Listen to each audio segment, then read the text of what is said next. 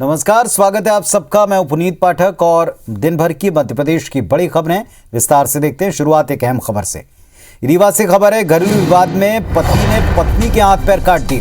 आरोपी पति ने खेत में इस घटना को अंजाम दिया। घायल पत्नी को अस्पताल में भर्ती करा दिया गया है। कटे हुए हाथ पैर लेकर अस्पताल पहुंची और पुलिस ने आरोपी पति को इस मामले में गिरफ्तार कर लिया।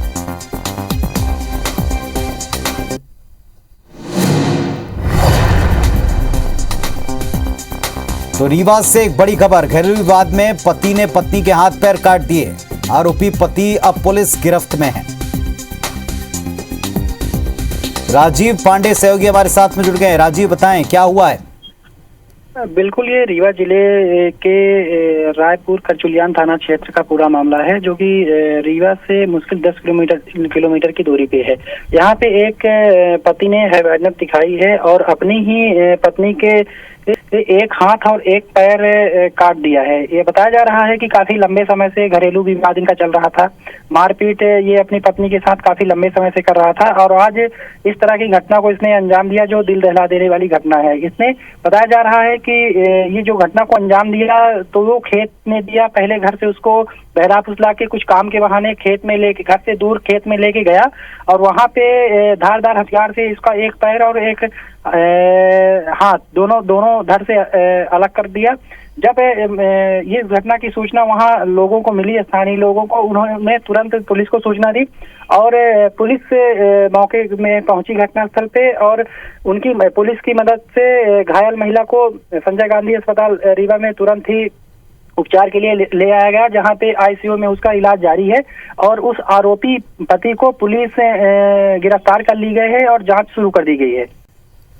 शुक्रिया आपका राजीव इस पूरी जानकारी के लिए। तो रीवा में हैरान करने वाली ये घटना, हैवान पति की एक करतूत सामने आई है। आरोपी पति अब पुलिस गिरफ्त में है और इस पूरे मामले में पुलिस छानबीन कर रही है।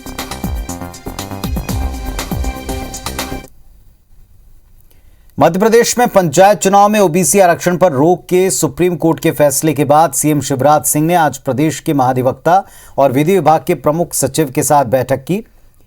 इसमें तय हुआ कि इस मामले पर विधि विशेषज्ञों की राय ली जाएगी और इसके बाद अगला कदम तय होगा। सरकार सुप्रीम कोर्ट के आदेश और राज्य निर्वाचन आयोग के निर्देशों के साथ इस मामले में विधि सम्मत रायशुमारी पर विचार कर रही है। इसके पहले पूर्व सीएम उमा भारती ने एक ट्वीट किया था, जिसमें मुख्यमंत्री शिवराज सिंह चौहान से आग्रह किया कि ओबीसी आरक्षण के बिना पंचायत चुनाव प्रदेश की 70% आबादी के साथ अन्याय होगा, लिहाजा पिछड़े वर्ग की भागीदारी सुनिश्चित किए बिना पंचायत चुनाव न हो। इसका रास्ता सरकार को निकालना चाहिए, ट्वीट किया। कांग्रेस पार्टी ने इस मामले में विधानसभा में स्थगन प्रस्ताव लाते हुए बातचीत की बात की। नेता प्रतिपक्ष ने कहा कि अगर पंचायतों में ओबीसी आरक्षण के साथ सरकार चुनाव चाहती है तो कोर्ट के फैसले को स्पेशल लीव पिटीशन के जरिए सर्वोच्च अदालत में चुनौती दें।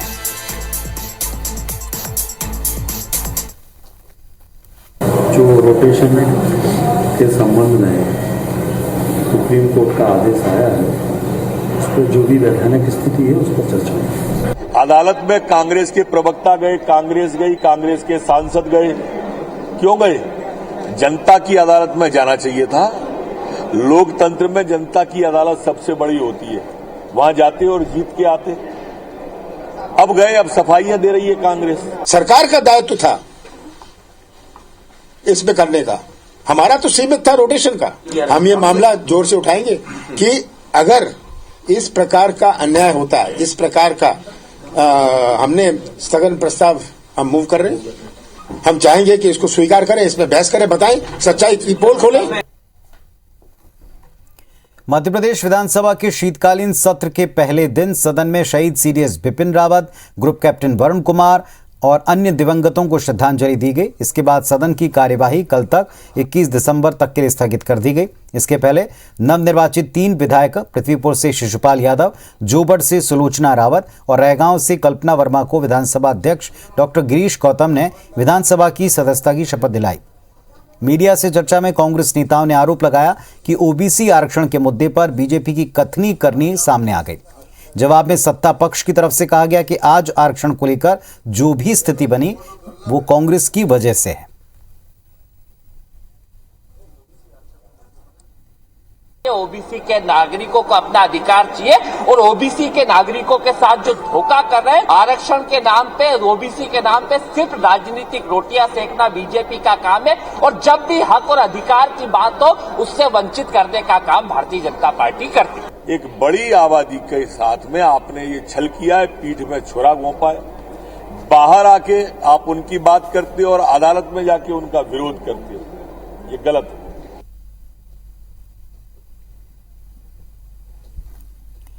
मध्य प्रदेश विधानसभा के शीतकालीन सत्र के पहले दिन सरकार के मंत्री मंदिरों में माथा टेकते भी नजर आए। मंत्री हरदीप सिंह डंग ने एक मंदिर में दर्शन किए। उन्होंने कहा, प्रभु से यही प्रार्थना है कि प्रदेश की भलाई के लिए 4 दिनों का सत्र बिना किसी हो हंगामे के पूरा चल पाए। उनका दावा है कि सरकार विपक्ष के हर जवाब देने के लिए तैयार है। हालांकि कांग्रेस ने अपने तेवर दिखाते हुए कहा कि बीजेपी सरकार ने चालाकी से पंचायत चुनाव में ओबीसी आरक्षण को खत्म करवाया और इसकी खिलाफत कांग्रेस पार्टी सदन और सड़क दोनों जगहों पर करेगी।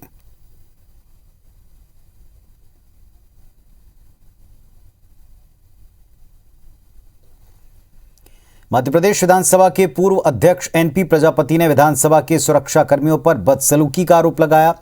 दरअसल सुरक्षा कर्मियों ने कई विधायकों को पहचाना नहीं और इसकी वजह से रोका। जब एनपी प्रजापति विधानसभा अध्यक्ष के कक्ष में कार्यमंत्रणा बैठक के लिए आए तो उन्हें सुरक्षा कर्मियों ने रोक दिया और इसके बाद एनपी प्रजापति ने विधानसभा की सुरक्षा व्यवस्था पर सवाल उठाते हुए कड़ा ऐतराज जताया और बैठक के दौरान विधानसभा के प्रमुख सचिव से इस बात की शिकायत की।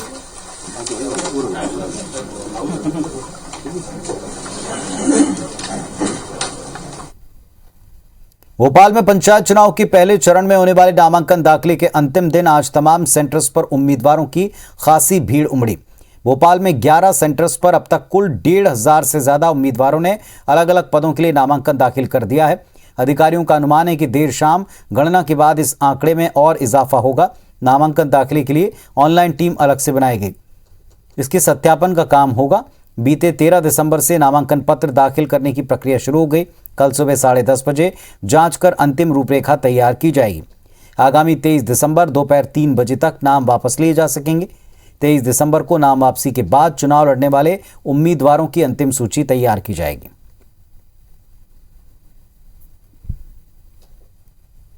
शनिवार तक 39 नामनिर्देशन पत्र प्राप्त हो गए थे। आज अभी तक 8 नामनिर्देशन पत्र प्राप्त हुए हैं। यह कार्य लगातार सुचारू रूप से जारी है और सब शांतिपूर्ण व्यवस्थित तरीके से यह कार्य संपादित किया जा रहा है। ऑनलाइन प्रक्रिया के लिए व्यवस्था यहाँ पर की गई है। मध्य प्रदेश के स्कूलों में अब देश भर में बोली जाने वाली भाषाओं का ज्ञान छात्र छात्राओं को दिया जाएगा। स्कूल शिक्षा विभाग ने इसका खाका तैयार कर लिया। स्कूल शिक्षा मंत्री इंदर सिंह परमार ने बताया कि देश में मध्य प्रदेश ऐसा अनूठा राज्य होगा जो सभी राज्यों की भाषाओं को संजोने का काम करेगा। इसमें तेलुगु, बांग्ला, मलयालम, कन्नड़, मराठी, गुजराती समेत तमाम भाषाओं को सिखाया जाएगा। लेकिन फिलहाल ये सिर्फ ज्ञान के लिए होगा, मतलब इन भाषाओं की परीक्षा नहीं होगी। पायलट प्रोजेक्ट के तौर पर भाषाई ज्ञान के लिए प्रदेश के 53 ओपन स्कूलों का चयन किया गया है। 53 जो हमारे स्कूल ओपन बोर्ड संचालित है, उनके साथ में एक अपने देश की किसी राज्य की भाषा को हम ज्ञान के लिए अध्ययन कराना, उससे परिचित कराना, ताकि वो सीखेंगे, समझेंगे हमारे विद्यार्थी, तो वहाँ के लोग स्वाभाविक रूप से मध्य प्रदेश के साथ बहुत सकारात्मकता के साथ में खड़े होंगे और मध्य प्रदेश का मान सम्मान और प्रतिष्ठा बढ़ेगी। उत्तर प्रदेश में चुनाव नजदीक आते मध्य प्रदेश के सीमावर्ती इलाकों और ग्वालियर चंबल अंचल में अवैध हथियारों की डिमांड बढ़ गई। यही वजह कि मध्य प्रदेश में निमाड़ के खरगोन, बड़वानी, खंडवा इलाकों से ग्वालियर चंबल अंचल में अवैध हथियार सप्लाई हो रही। यहां से उत्तर प्रदेश के सीमावर्ती इलाकों में अवैध हथियारों की तस्करी की जा रही। पूरा मामला इस रिपोर्ट के जरिए समझिए। अवैध हथियारों का काला कारोबार, निमाड़ इलाके के सप्लायर सक्रिय, यूपी के सीमावर्ती इलाकों में मांग, ग्वालियर चंबल अंचल में बढ़ी मांग। अवैध हथियारों का चुनाव से बड़ा कनेक्शन है। जब जब चुनाव आते हैं तो सारे लाइसेंसी हथियार थाने में जमा हो जाते हैं। ऐसे में बाहुबली अपना दबदबा कायम करने के लिए अवैध हथियार का इस्तेमाल करते हैं। इन अवैध हथियारों से विरोधियों पर रौब जमाने, वोटर्स पर दबाव बनाने और धमकाने का काम होता है। फरवरी में उत्तर प्रदेश में चुनाव होने वाले हैं। ऐसे में मध्य प्रदेश के निमाड़ इलाके से अवैध हथियार उत्तर प्रदेश के सीमावर्ती आगरा, इटावा, झांसी समेत अन्य जिलों में पहुंच रहे हैं।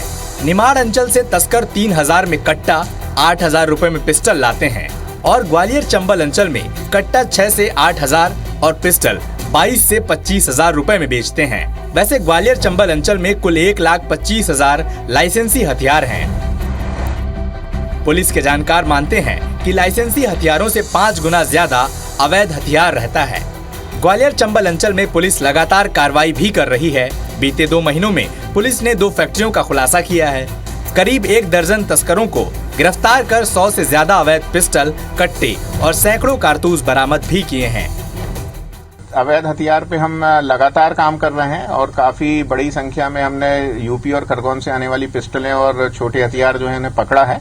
इसमें हमने अपना मुखबिर तंत्र जो होता है उसको फिर से रीएक्टिवेट किया है, इसलिए यहाँ करने के बाद भी हम लगातार कार्रवाइयां करके इनको पकड़ रहे हैं।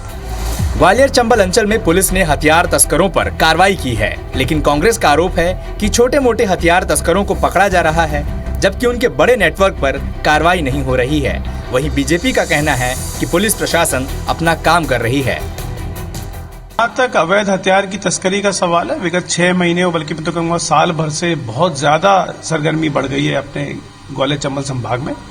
उसके मुख्य 2 कारण है। एक तो देखिए कहीं ना कहीं ऐसे लोगों को राजनीतिक संरक्षण है। चिंतनीय बात है और कानून इसमें अपना काम कर रहा है।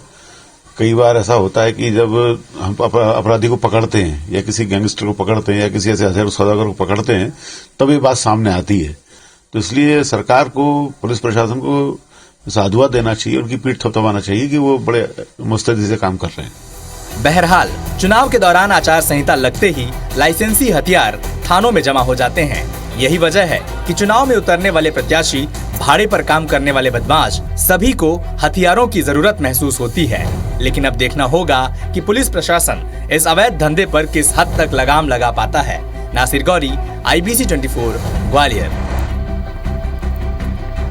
छिंदवाड़ा के परासिया में एक वकील की हत्या से इलाके में सनसनी फैल गई। दरअसल परासिया के मान पेट्रोल पंप पर आज दोपहर अज्ञात हमलावरों ने एक वकील पर तलवार से हमला कर दिया। हमले में बुरी तरह लहूलुहान वकील पेट्रोल पंप के केबिन में जाकर बेसुध होकर गिर पड़े। वारदात की सूचना पर मौके पर पहुंची पुलिस ने वकील को अस्पताल पहुंचाया। डॉक्टर्स ने उसे मृत घोषित कर दिया। मृतक वकील का नाम रितेश चौरिया बताया गया, जो मंगली बाजार चांदा मिटा के रहने वाले थे। प्रत्यक्षदर्शियों के मुताबिक रितेश चौरिया कोर्ट में पारिवारिक विवाद के एक मामले में कागज बनवा रहे थे और तभी हमलावर उसकी तरफ दौड़े। इस दौरान रितेश ने कोर्ट से भागकर पेट्रोल पंप के सामने आकर शरण ली और वहाँ हमलावरों ने उसे घेरा और तलवार से उस पर हमला कर दिया और इसके बाद वहाँ से फरार हो गए। फिलहाल पुलिस अब इस पूरे मामले की जाँच कर रही है। ग्वालियर के जंगल में माफिया बेलगाम हैं। वन अमले ने जंगल में लाल मिट्टी का अवैध खनन कर रहे लोगों को रोका और माफिया ने वन अमले को घेर कर लाठी डंडे से पीटा और वहां वर्दी तक उनकी फाड़ दी। वनकर्मी किसी तरह भागकर अपनी जान बचा पाए। ये घटना वन चौकी छूड़ा क्षेत्र के घिरौली जंगल की है। वनकर्मियों ने पुलिस थाने पहुंचकर मामले की शिकायत की। वनकर्मियों की शिकायत पर पुलिस ने जंगल में सर्चिंग की, लेकिन माफिया हाथ नहीं लगे। पुलिस ने हमलावरों के खिलाफ मामला दर्ज कर तलाश तेज कर दी है। वनकर्मियों को हमले में मामूली चोटें आई, जिन्हें इलाज के लिए अस्पताल भेजा गया है। 2 ग्रामीणों के द्वारा उनके शासकीय कार्य में बाधा उत्पन्न की गई थी और उनके साथ मारपीट की गई थी। उसके विरुद्ध दोनों आरोपियों के विरुद्ध अपराध कायम कर विवेचना लिया गया है। आरोपियों की धरपकड़ की जा रही है। जल्दी आरोपी पुलिस में गिरफ्त में आ जाएंगे। मेन पुलिस ने 10 क्विंटल गांजे के साथ 5 गांजा तस्करों को भी गिरफ्तार किया है। पुलिस ने मुखबिर की सूचना पर मालनपुर इलाके में कार्रवाई की। पकड़ा गया गांजा केले के ट्रक में छिपाकर ले जाया जा रहा था। पुलिस ने बताया कि पकड़े गए गांजे की कीमत तकरीबन 2 करोड़ रुपए है। ये गांजा आंध्र प्रदेश से लाया गया था और इससे मुरैना ले जाया जा रहा था, लेकिन भिंड पुलिस ने मुरैना पहुंचने से पहले मालनपुर में गांजे से भरे ट्रक को पकड़ लिया। पुलिस ने गांजे की खेप के साथ पकड़े गए सभी आरोपियों के खिलाफ NDPS एक्ट के तहत कार्रवाई की। पुलिस ये पता लगाने की कोशिश कर रही है कि आखिर गांजे की इतनी बड़ी खेप की तस्करी में और कौन कौन लोग लिप्त हैं। कि उसमें केले में अंदर ही अंदर इसको पूरा अलग तरीके से छुपा के लाए थे। तो निश्चित तौर पे हो सकता है कि चेकिंग में रोके गए हों या देखा गया हो, लेकिन केला होने की वजह से किसी ने डाउट नहीं किया होगा। तो हम लोगों ने पूरी पिन पॉइंटेड इन्फॉर्मेशन के आधार पर कार्रवाई की और उसमें सफलता। मध्य प्रदेश में ठंड का असर दिखना शुरू हो गया है। उमरिया में हड्डी कपा देने वाली ठंड ने दस्तक दे दी। उमरिया जिले में रविवार का दिन साल का सबसे सर्द दिन साबित हुआ। पारा लुढ़ककर 2 डिग्री पर आ पहुंचा। दिन भर चली ठंडी हवाओं की वजह से दिन के तापमान में भारी गिरावट दर्ज हुई। मंडला जिले में भी कड़ाके की सर्दी देखी गई। मौसम विभाग के मुताबिक शहरी क्षेत्रों में पारा 3 डिग्री सेल्सियस के आसपास रहा। ग्रामीण क्षेत्रों में कान्हा नेशनल पार्क में पारा 0 डिग्री के आसपास चल रहा है। कड़ाके की ठंड के बावजूद पार्क में सैलानियों का जमावड़ा काफी ज्यादा है। होशंगाबाद जिले में पड़ने वाले हिल स्टेशन पचमढ़ी में तापमान -0.5 डिग्री तक गिर गया। मैदानी इलाके में बर्फ जम गई। मौसम विभाग कहता है कि अगले 2 दिन तक जिले में शीतलहर का असर रहेगा।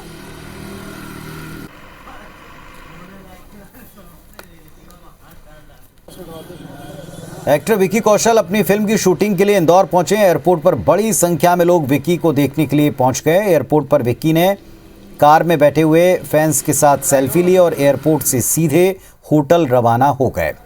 मिनी मुंबई में 1 महीने तक फिल्म लुका छिपी 2 की शूटिंग होनी है।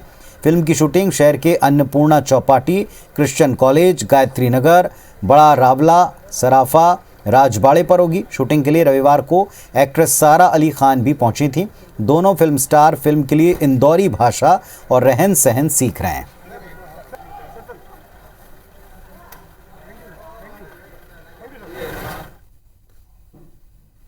तो इस बुलेटिन में फिलहाल इतना ही। खबरों अपडेट्स के लिए आप देखते रहें IBC 24। नमस्कार।